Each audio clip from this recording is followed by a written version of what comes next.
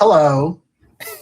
Welcome to Family Matters with the one and only Kevin Peterson. We're sponsored by the one and only Jaywalker, but we're doing this on Tuesday just because schedules get hectic and all kinds of stuff. So Stuff happens. Life happens. To the best of our ability-ish. But Kevin, how are you? I'm well, Jay. I am well. 35 years. I know, right? I mean, yeah, May 5th.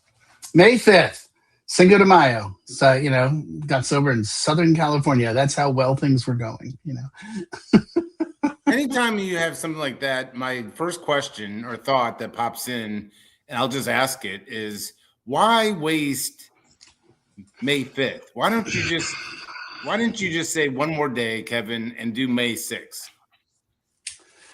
I asked myself that. You must have been a real alcoholic. Yeah, right. Yeah. Well, yeah, but that's how bad things were. I came in whimpering. I tried to do. I was like, I'm going to party it up, and I was like, I'm going to die. I had tried that weekend to get sober. I had a therapist put the whammy on me a week or two before, and I was doing that sort of, tomorrow.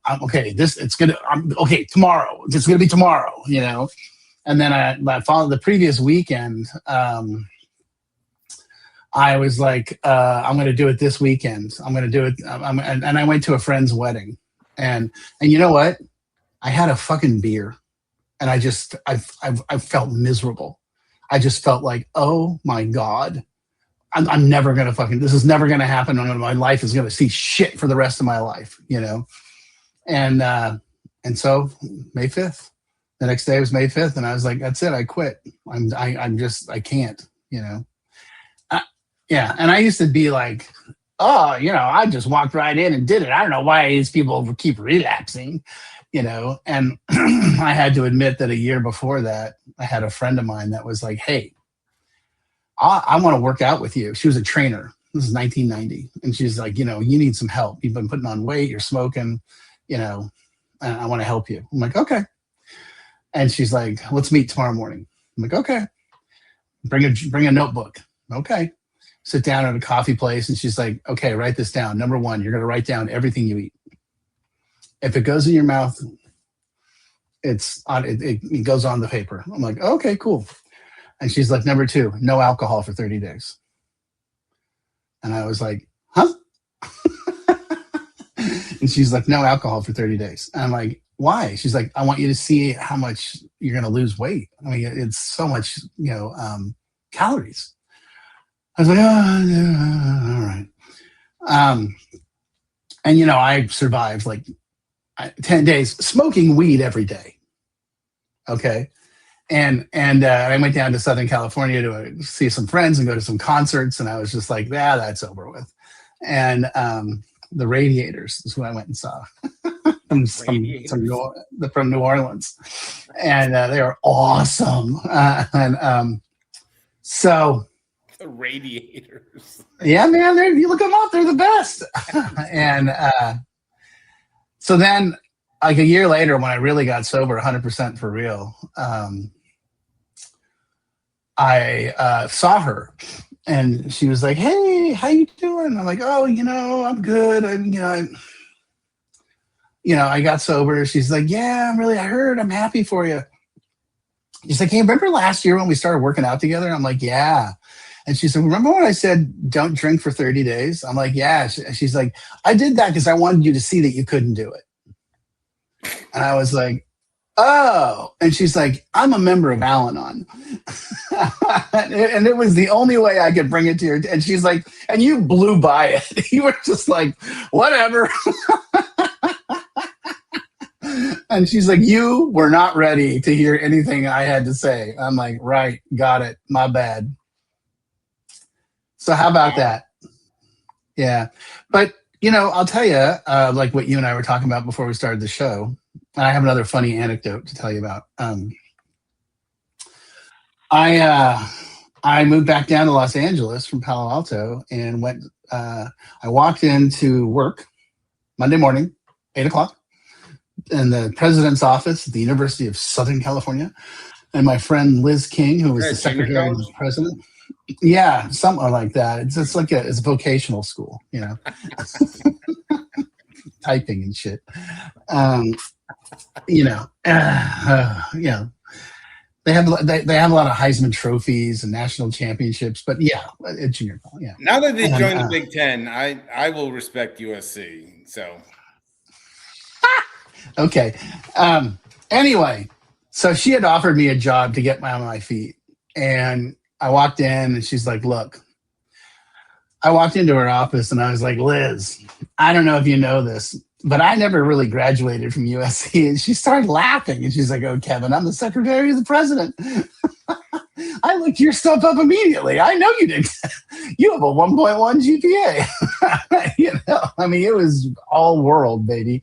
And so she's like, "Look, I'm calling in a favor with every department. We're going to get you back on track. You got to get a job, because if you get a job, school's free.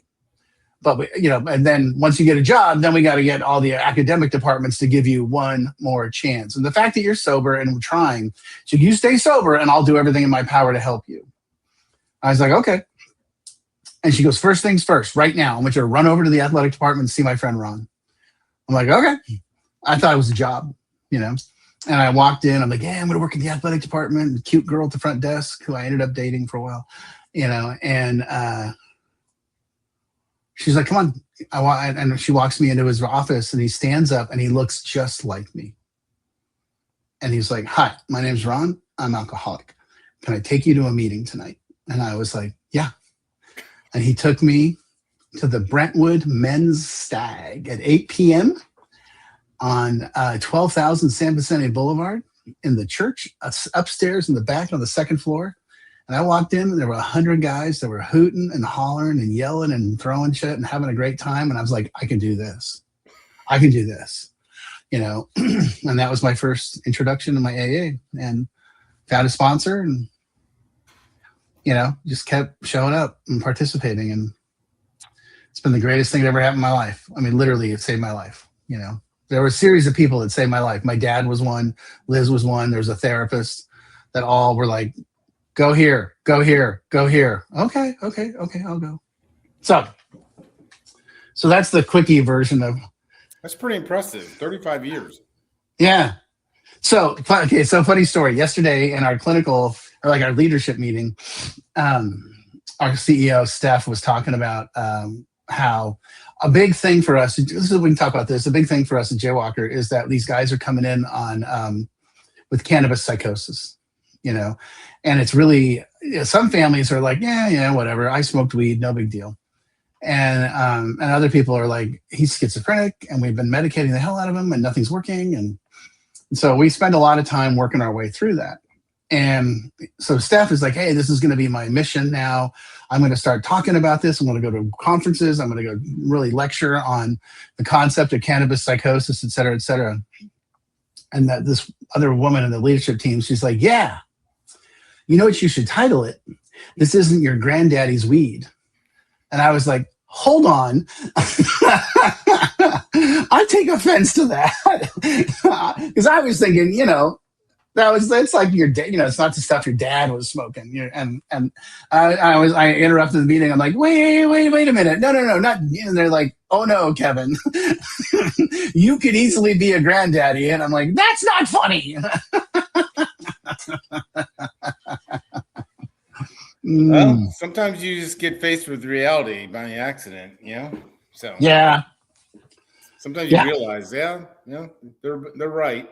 It is powerful. It is not your grandpa's weed anymore. So, well, it's a whole new world, and it does create psychosis, and it's destroying these guys. And a lot of these guys, their brains aren't even fully developed yet. They're in their early 20s, mid 20s, and their brains, first of all, they've started using this stuff 5-10 years ago. So they've already stopped the development, and now they're locked in like a 14 to 16-year-old range. So, and they're getting all these diagnoses and all these, medication. And good Lord, all the while, the reality is it's probably the THC that they're ingesting and so forth. eating, ingesting, whatever. So, Yeah. So, yeah, I don't know, bro. I don't know. I also, my attitude was, I'm going to give these clowns 6 weeks and see how it goes. 6 weeks, 6 months, see how it goes. And I'm still kind of at that space. You still giving it 6 months? Every 6 months, I'm like, okay, I'll stay another 6 months. another 6 months. Another 6 months. And yeah, it's great. I love it. I go to 2 meetings.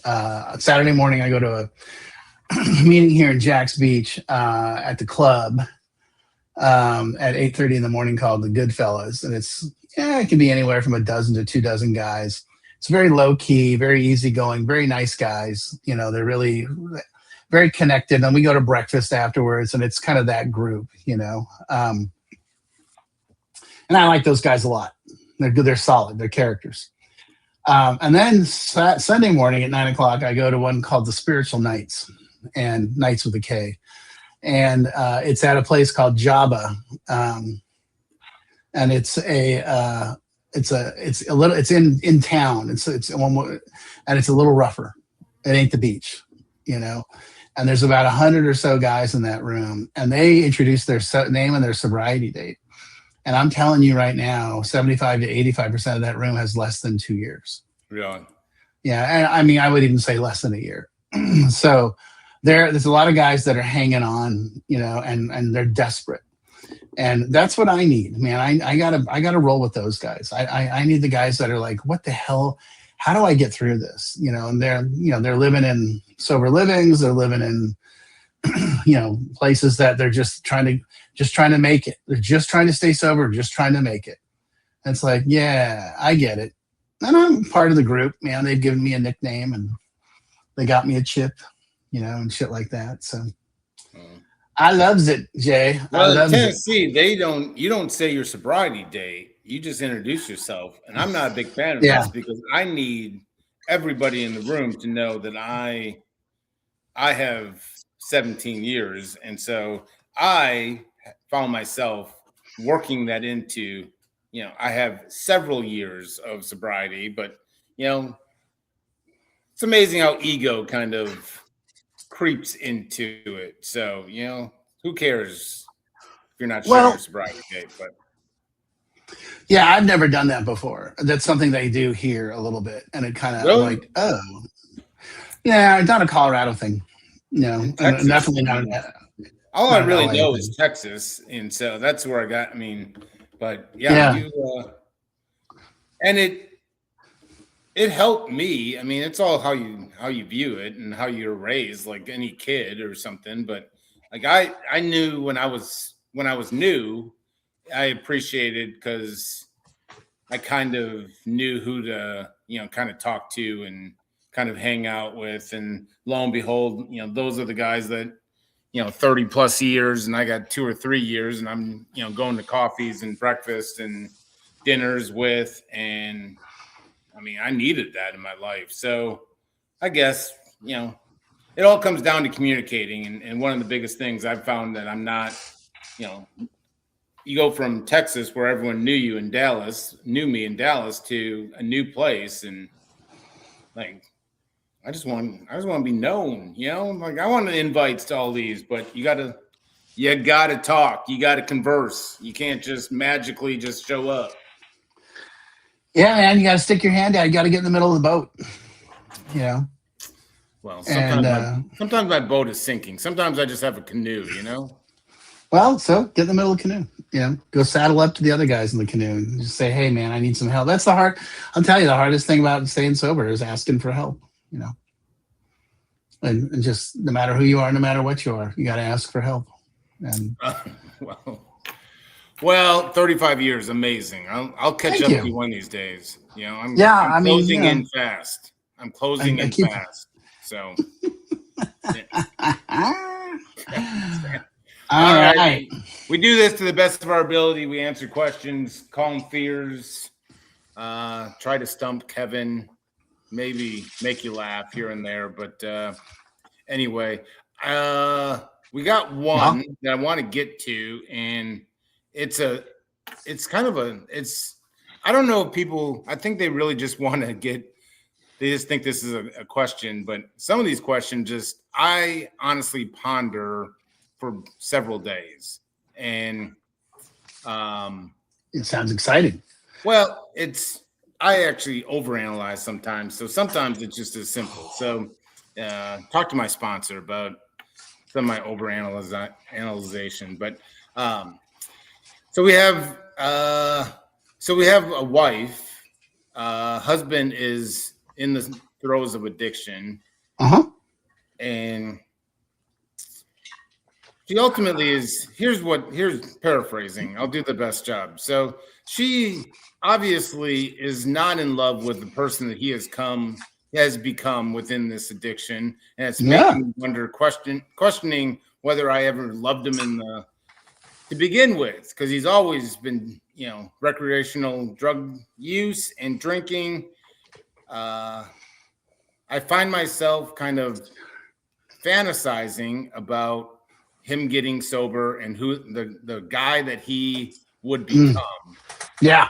Is that just a true fantasy? She's realizing, am I just chasing a fantasy version of my husband and he'll never get to that point?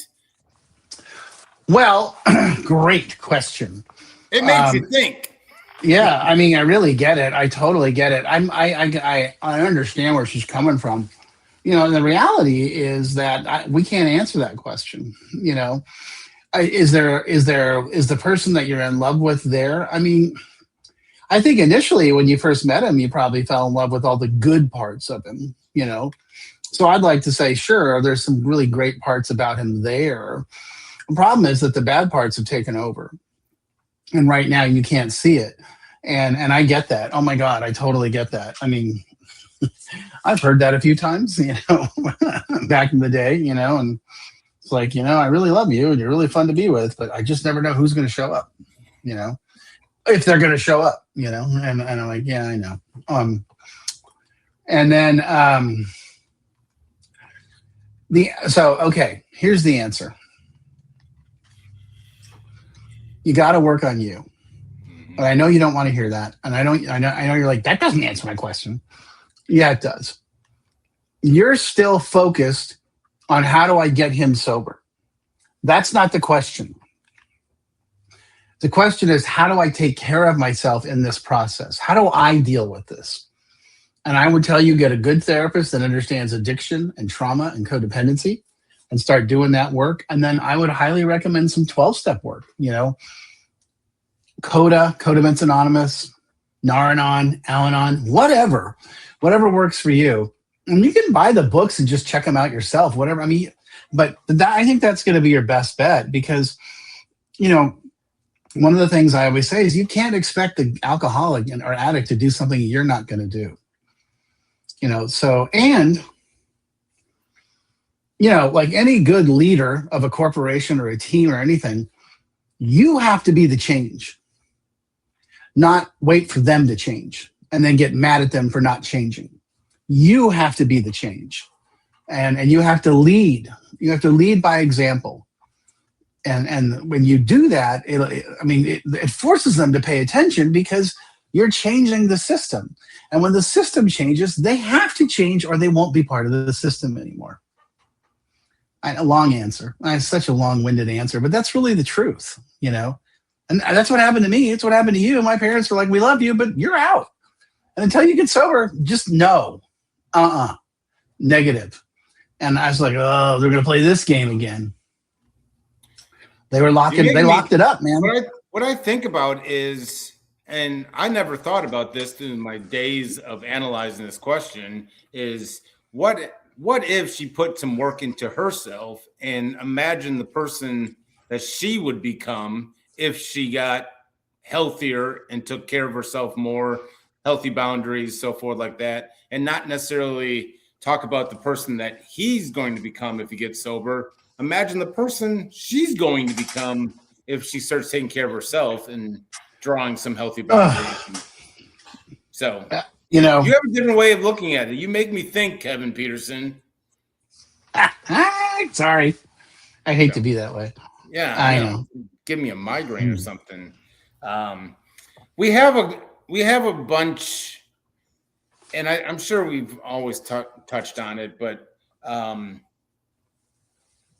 we're talking, this one several months ago, but as I page through, there's a lot of have I confused control with love for so long that I don't know the difference, and I want to talk about control and then kind of love. And I understand this question because it's you can confuse this so much. I mean, so many families try to control so many things. In reality, we can't really control very much that's really in our control at all. Like I'm finally realizing there's very, very little that I truly even have control over.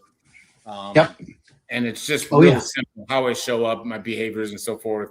But, I think you would think on paper, you see control and then you see love. And there's this huge separation in theory. But when you're coming with families and within addiction, loving an addict, control and love are, I mean, right there. I mean, I can understand what they're saying. Have I confused control with love for so long? I don't know the difference. Can you touch on the whole just control when it comes to families and addiction and kind of love? Well, sure. So control, I mean, here's kind of the best thing I've ever heard and sort of believe in is that help is the sunny side of control. And by that, I learned that in Southern California. By that, what I mean is that, if you were to ask the person that asked that question, they're like, well, I love them so much. I just want to help them. I got this last night from a family. I just love them so much. I want to help them. I'm like, yeah, here's the thing. It's help when he asks for it.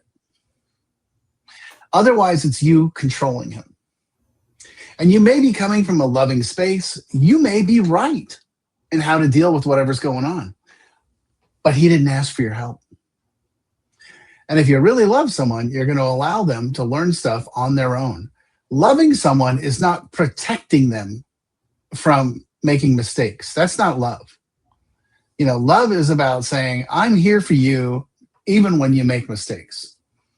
And you're going to make mistakes, and it's okay. I made mistakes. Don't worry about it. But, I'm here when life knocks you down and you get back up and you're like, God damn, how did that happen? I'm going to be right here like, hey, I love you. Let's go, Tiger. Next, let's do it again. And maybe we learned something. Maybe there's something there, But if you want help, I'm happy to help, but you're going to have to ask for it. Help is the sunny side of control. Control. How about that, huh? Well, and in general, the controlling and kind of the quote unquote helping often interferes and kind of takes away consequences, which ultimately is the greatest motivation for change. So that control, I see it happen, is trying to control consequences and, things that, bad credit and legal, record or jail or, reality is like there's three outcomes: jails, institutions, or death. And you're hoping for two, jails or institution, because death, from my understanding, you can't come back from. So, well, one guy did, but that's evidently supposedly. Yeah, no. Duly noted. Yeah, but no, it's. I mean, it's the overwhelming theme when any family that I talk to is, what are you trying to control? And they're like, well, geez, where do I start? And half of it, they don't even realize they're trying to control. Right. Well, they're trying to get to an outcome, and that's what they're doing. And the problem is, it's the outcome they want, and that does not. I mean, I know it's hard to believe, but that's not love. That's you trying to push your agenda down somebody's throat. That's control and manipulation. And it doesn't matter if it's, but I want all good things. It doesn't matter. It's still inappropriate. They have to learn how on themselves, and the best thing you can do is just be there, cheerlead them, and be like, hey, either way, I love you. You're cool with me. And have good boundaries. I'm sorry, but I'm not willing to put up with that.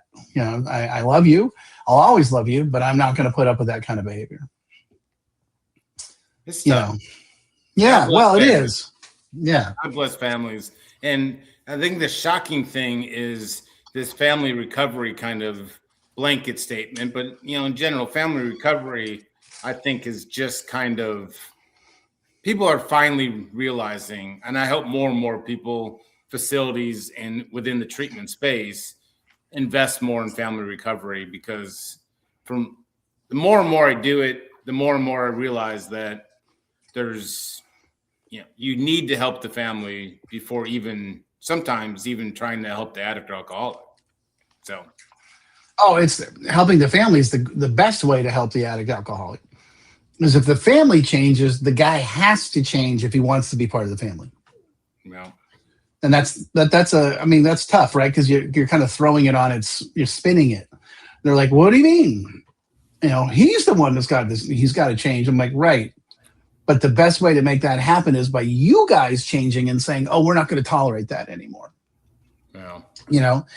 It's like if you're trying to eat healthy, or, if the person's in charge of the food, or says like, oh, okay, so we're going to start doing this. We're going to eat organic vegetables and this, that, and the other thing. And we're not doing any processed foods. And that's just how it's going to be in this house. And we're not going to put up with anything else.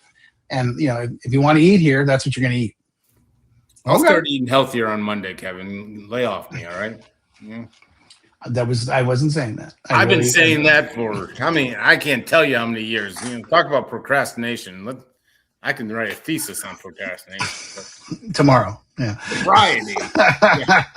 Sobriety, I think, is really the only thing I've ever followed through on. And shockingly, I really didn't even do that much. I just kept showing up at some places, and lo and behold. But anyway. Yeah. Kevin, always a pleasure. My man. We'll do this to the best of our ability next week sometime. Yeah, whatever keep works. Coming. If you are watching a live or replay or anything, keep the questions coming. We love answering.